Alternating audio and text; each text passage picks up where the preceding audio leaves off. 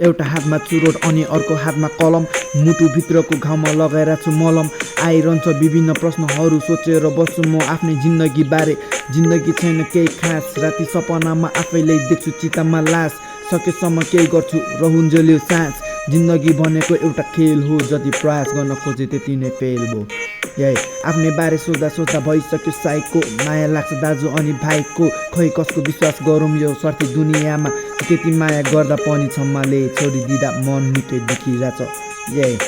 मन निकै दुखिरहेछ